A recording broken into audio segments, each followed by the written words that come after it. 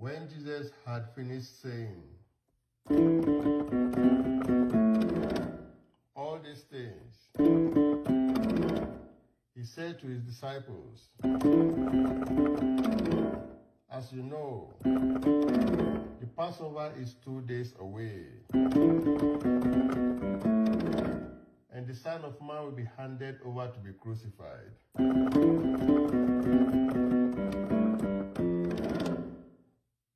Then the chief priests and the elders of the people assembled in the palace of the high priest, whose name was Caiaphas, and they schemed to arrest Jesus secretly and kill him, but not during the festival. They said, "Or there may be a riot among the people." While Jesus was in Bethany, in the home of Simon the leper, a woman came to him with an alabaster jar of very expensive perfume, which she poured on his head as he was reclining at the table. When the disciples saw this, they were indignant. "Why this waste?" they asked. "This perfume could have been sold at a high price and the money given to the poor." Aware of this, Jesus said to them, "Why are you bothering this woman? She has done a beautiful thing to me. The poor you will always have with you,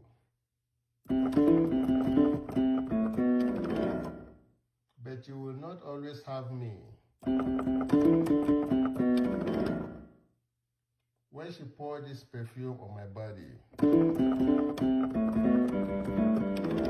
she did it to prepare me for burial. I tell you, truly, wherever this gospel is preached throughout the world, what she has done will also be told in memory of her. Then one of the 12, the one called Judas Iscariot, went to the chief priest and asked, "What are you willing to give me if I deliver him over to you?" So they counted out for him 30 pieces of silver. From then on, Judas watched for an opportunity to hand him over. On the first day of the festival of unleavened bread, the disciples came to Jesus and asked, "Where do you want us to make preparations for you to eat the Passover?" He replied, "Go into the city to a certain man and tell him, 'The teacher says, my appointed time is near. I am going to celebrate the Passover with my disciples. At your house." disciples did as Jesus had directed them and prepared the Passover. When the evening came, Jesus was reclining at the table with the 12. And while they were eating,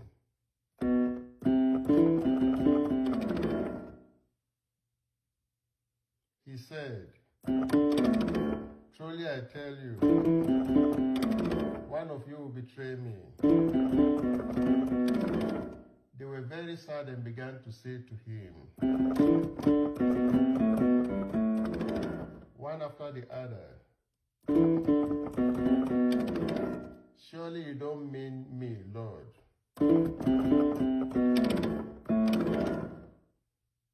He replied, "The one who has dipped his hand into the bowl with me will betray me. The Son of Man will go just as it is written about him."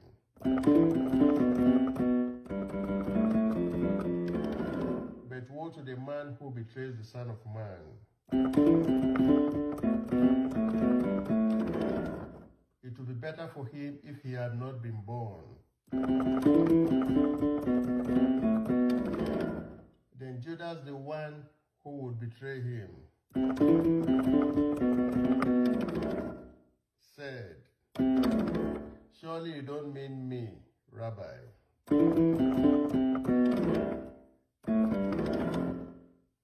Jesus answered,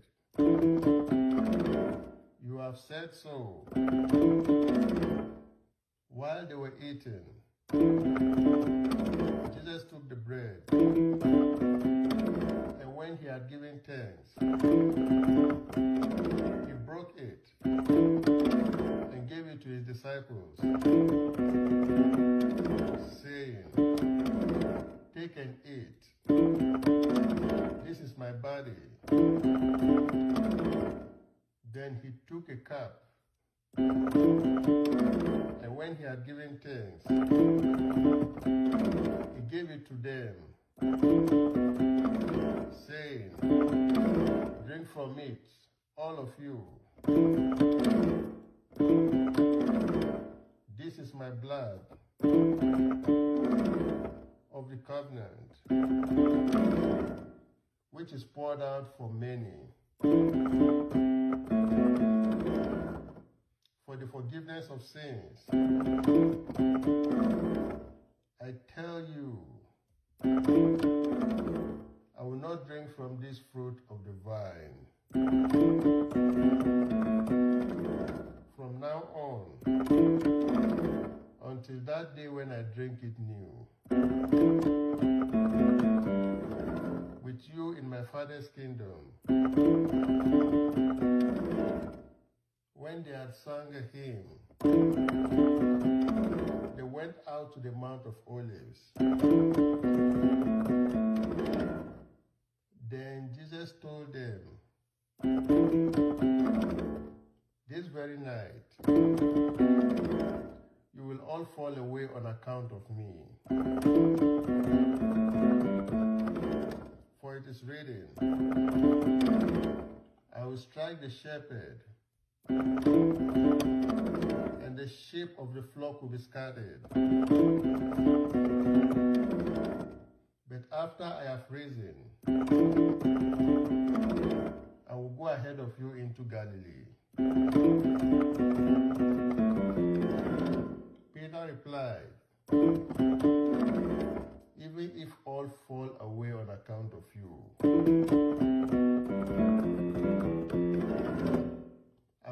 I never will. Truly I tell you," Jesus answered, "this very night, before the rooster crows, you will disown me 3 times. But Peter declared,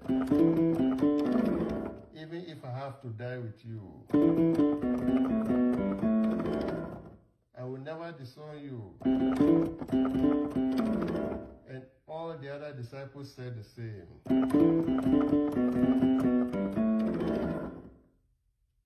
Then Jesus went with his disciples to a place called Gethsemane. And he said to them, sit here while I go over there and pray. He took Peter and the 2 sons of Zebedee along with him, and he began to be sorrowful and troubled. Then he said to them, my soul is overwhelmed with sorrow to the point of death. Stay here and keep watch with me. Going a little farther, he fell with his face to the ground and prayed, my Father, if it is possible, may this cup be taken from me. Yet, not as I will, but as you will. Then he returned to his disciples and found them sleeping. Couldn't you men keep watch with me? For an hour, he asked Peter, watch and pray, so that you will not fall into temptation. The spirit is willing, but the flesh is weak. He went away a second time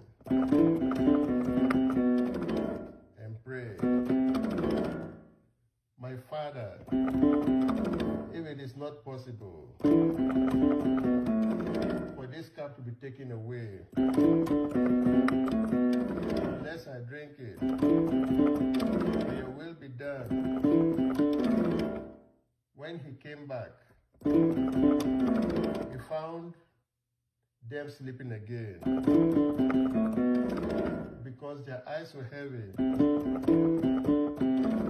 So he left them and went away once more and prayed a 3rd time, saying the same thing. Then he returned to the disciples and said to them, are you still sleeping and resting? Look, the hour has come, and the Son of Man is delivered into the hands of sinners. Rise, let us go. Here comes the betrayer. While he was still speaking, Judas, one of the 12, arrived. With him was a large crowd, armed with swords and clubs, sent from the chief priests and the elders of the people. Now, the betrayer had arranged a signal with them. The one I kiss is the man. Arrest him. Going at once to Jesus. Judas said, greetings, Rabbi, and kissed him.